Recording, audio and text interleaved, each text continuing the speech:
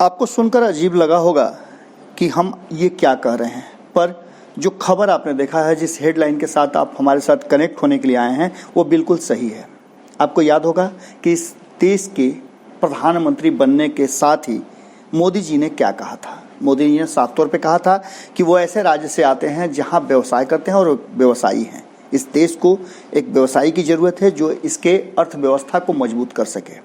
अब आप इसमें राष्ट्रवाद खोजने लगते हैं, आप इसमें पाकिस्तान को जवाब देना खोजने लगते हैं, तो ये आपकी मजबूरी है।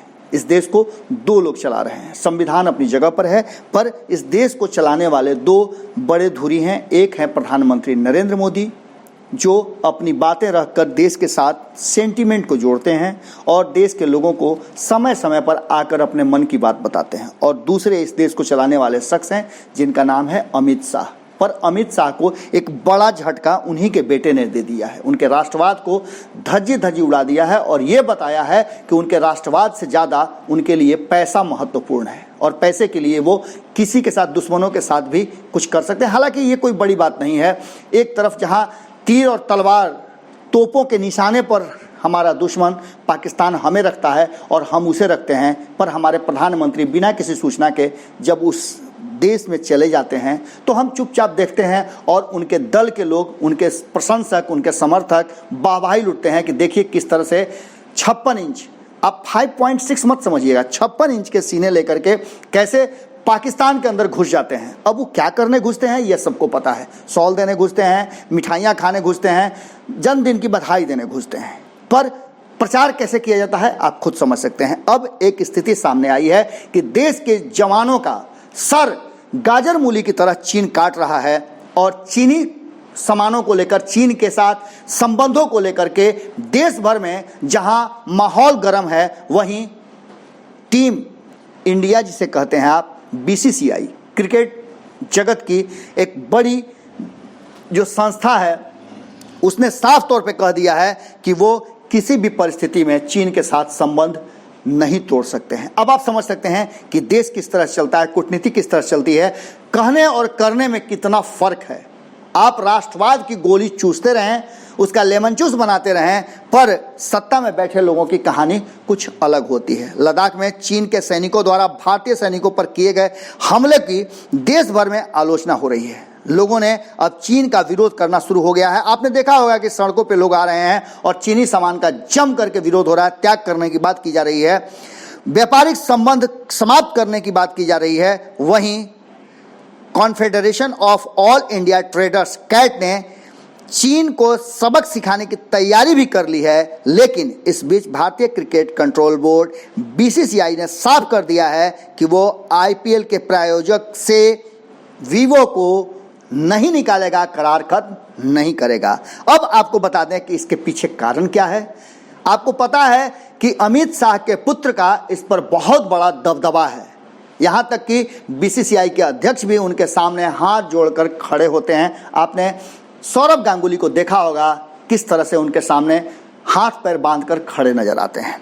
सीधे तौर पे कहना है बीसीसीआई का कि मोबाइल निर्माता कंपनी वीवो ने एक 2199 करोड़ रुपए की बोली लगाकर 2017 में 5 साल के लिए आईपीएल के टाइटल प्रायोजक का अधिकार हासिल किया था। इस तरह सालाना करार 440 करोड़ रुपए का हो गया है, जो करार 2022 में खत्म होगा। और आप समझ सकते हैं तब तक पुनः चुनाव आ जाएगा, और चुनाव जब आ जाएगा तो आप जानते हैं कि क्या होगा। कई राज्यों में चुनाव होंगे और तब तक केंद्र में भी चुनाव होने की तैयारियां शुरू हो जाएंगी। ये सब सिलसिला चलता रहेगा। सरकार चुनाव में लगी रहेगी, आप राष्ट्रवाद की गोली चूसते रहेंगे और पैसे बनाने वाले लोग अपना काम करते रहेंगे। आपको बता दें कि धूमल ने एक बयान देते हुए कहा है कि हमें भारतीय और चीनी हित के बीच के अंतर करने की आवश्यकता है। पैसा भारत में आ रहा है, न कि चीन में जा रहा। हमें यह समझना होगा कि चीनी कंपनी को उसके हित में सहयोग करने और चीनी कंपनी के जरिए देश का हित साधने में बड़ा फर्क होता है। आप समझिए कि आपको कैसे गोली चुसाई जाती है कि दुश्मन के घर से अगर गोली नहीं चलती है तो वो आपको हार नहीं करेगी। आप गोली चलाइए, अगर दुश्मन गोली चलाता है, आपको नहीं लगता है तो उससे आपको क्या दिक्कत है।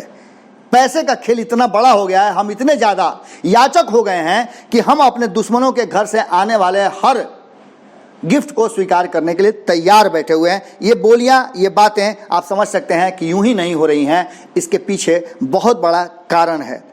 धूमल की बात को अगर माने तो जब हम भारत में चीनी कंपनियों को उनके उत्पाद बेचने की अनुमति देते हैं तो जो पैसा वे भारतीय उपभोक्ताओं से ले रहे हैं उसमें से कुछ बीसीसीआई को ब्रांड प्रचार के लिए दे रहे हैं और जो भी पैसा आ रहा है उसमें से 42% भारत सरकार और भारतीय सेना के पास जा रहा है। अब आप समझ लीजिए कि इसमें सेना को भी जोड़ दिया गया और भारत के अर्थव्यवस्था को भी जोड़ दिया गया और बड़ी बारीकी से आपको ये बातें समझा दी गई कि अगर चीन नहीं हो तो भारत की अर्थव्यवस्था तहस नहस हो जाएगी, बीसीसीआई के सारे काम समाप्त हो जाएंगे, उसे कौन प्रायोजित करेगा, कैसे ऐश करेंगे उसके अधिकारी और कैसे घालमेल होगा। आप समझ लीजिए कि सेना भी नहीं चल सकती अगर चीन नहीं हो, सेना में भी चीन के पैसे से ही खर्च किया जाता है। ये बातें स्पष्ट तौर पे बीसीसीआई के अधिकारी कह रहे हैं। अब ऐसी स्थिति में पूरा मामला आपके सामने है कि क्या अमित शाह के बेटे और उनकी टीम और आम नागरिक के बीच में राष्ट्रवाद की परिभाषा कैसे गढ़ेंगे। आप इस राष्ट्रवाद की परिभाषा को कैसे गढ़ेंगे और इस पर आपका क्या विचार है, हम चाहेंगे कि आप कमेंट बॉक्स में अपनी बातें जरूर रखें, क्योंकि अंततः ये देश आपका है। जितना अमित शाह का, उनके बेटे का, नरेंद्र मोदी का है, धूमल का है, सौरभ गांगुली का है, उतना ही आपका भी ये देश है। और ये देश के साथ अगर कुछ भी हो रहा है तो निश्चित रूप से आपके साथ हो रहा है। आपके बच्चे अगर सेना में हैं, सीमा पर हैं, मारे जा रहे हैं तो नुकसान आपका हो रहा है। अमित शाह के बेटे तो एक बड़े से बंगले में बैठ करके नीतियां बना रहे हैं और ये सीधे कह देना है उनके टीम के द्वारा कि चीन के साथ संबंध खत्म नहीं कर सकते हैं।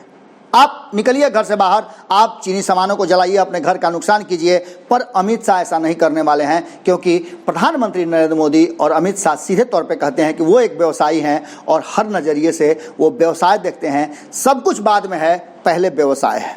जुड़े रहें भारत लाइव के साथ, खबरों का सिलसिला लगातार जारी है। नमस्कार।